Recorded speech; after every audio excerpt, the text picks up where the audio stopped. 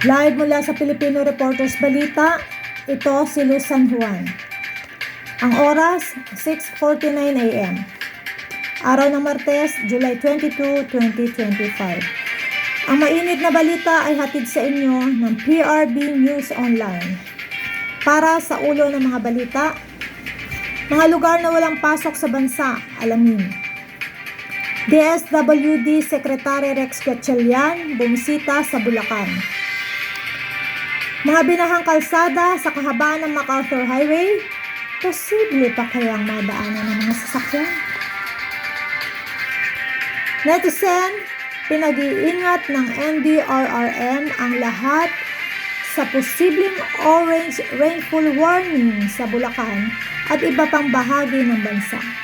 Ang orange rainfall warning ay ang nagbabantang matinding pag-ulan, patuloy na pagtaas ng tubig o baha at posibleng pagguho ng lupa.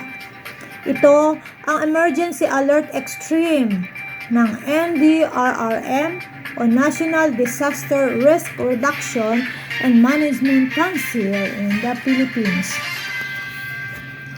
Walang pasok ngayong araw ng Martes, July 22, 2025 sa tanggapan ng pamahalaan at klase sa lahat ng antas ng paaralan sa mga sumusunod na lugar at lalawigan.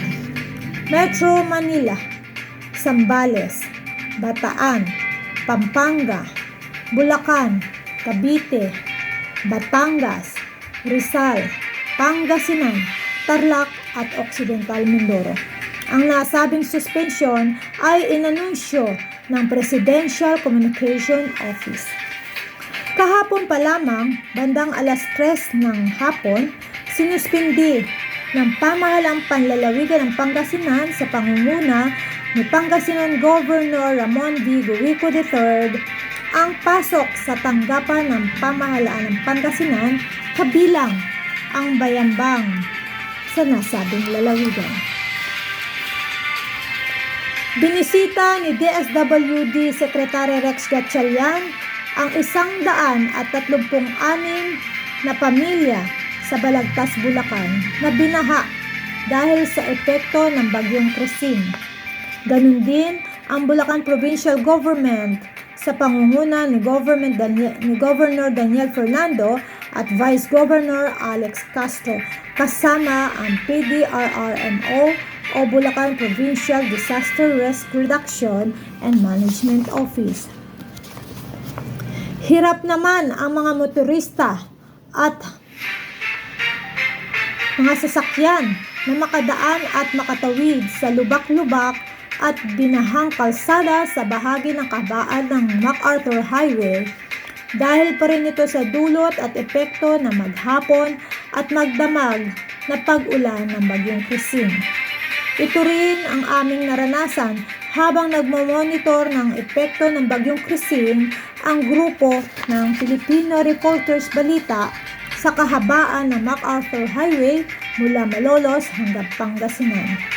Ilan sa mga binahang lugar sa MacArthur Highway ay ang mga hindi pa natapos na ginagawang kalsada sa mga sumusunod na lugar: Apalit, San Simon, Minalin, Santo Tomas, Camp Vicente Lim, at ang elevated na crossing ng San Simon. Bagamat bagong gawa po ang nasabing crossing, nakaranas pa rin po sila ng bahagyang pagbaha sa naturang lugar. Binaha rin ang Malolos sa bahagi ng intersection malapit sa munisipyo nito at sa harapang bahagi ng Bulacan State University. Binaha rin mula sa crossing Malolos hanggang sa kanto ng Lugam ang nasabing pagbaha ay dahil pa rin sa walang tigil na pag-ulan ng bagyong Christine at bunga ng pag-apaw ng ilog sa gilid ng nasabing kalsada. Ilan lamang ito sa epekto ng bagyong Christine.